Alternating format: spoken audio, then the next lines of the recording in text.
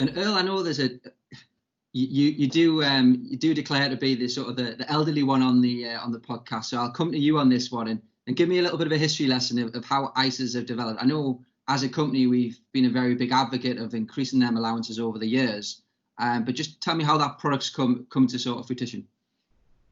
Well, actually, the whole concept, Jamie, goes way back to just about when I started my career. I don't know when Mark started. He looks far too young.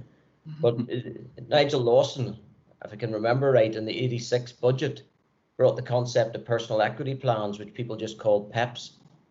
We've got this thing that we always do.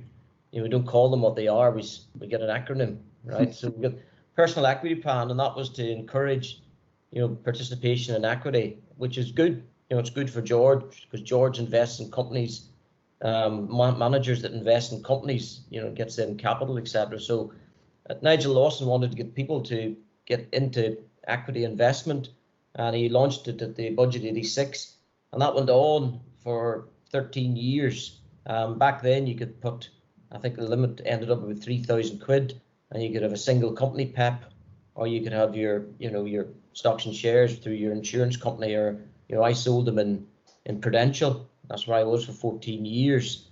And then in '99 they abandoned that. So the actual ISA individual savings account, it's strange because ISA, it's a savings account, but we actually we'd favour to get them invested.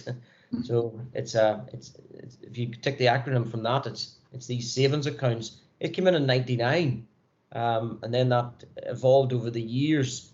And about 8 years ago, you could put just over 11,000 into them, and right now, you can get up to 20,000.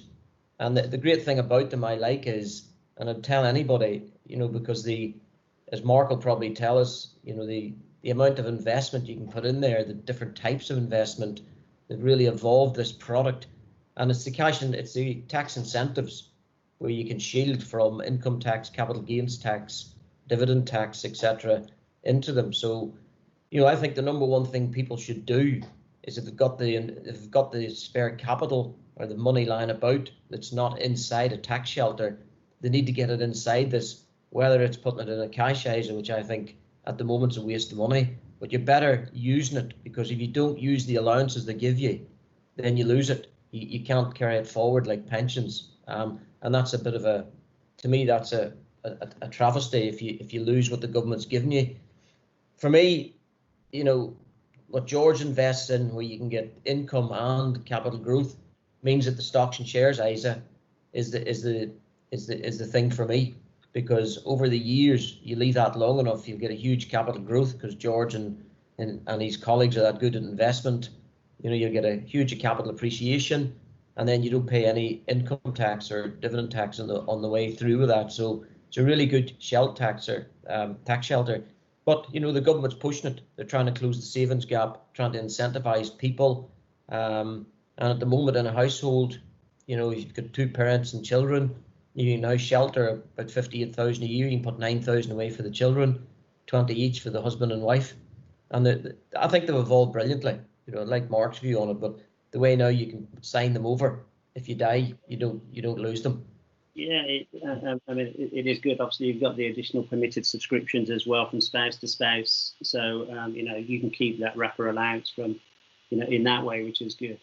And I think unlike a pension with the ISAs, the other good thing is you haven't got to wait till 55 if you need the money up front, which is a good thing.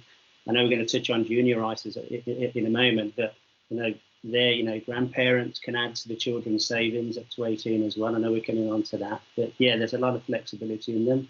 Growth and income, which is where George fits in as well with his team. So yeah, definitely. I think that's interesting. Just to add to, you mentioned flexibility, Mark. Yeah. In the last 2 or 3 years, they've done great things in terms of flexibility. Like the government, I think, since with pension freedoms and now with these ISAs, there's so much encouragement to invest, because actually you can now switch between cash into stocks and shares, back again. You can even take money out and put it back in the same tax year, not lose your allowance, which is hugely beneficial. Mean that you're not constrained, which is what I love about them. Yeah, it's interesting, Neil. I know when I started in 2007, I think it was about £10,000 that you could put in the ISA, and that's significantly doubled from Tory governments, which is, I think, has been a really positive thing. I think.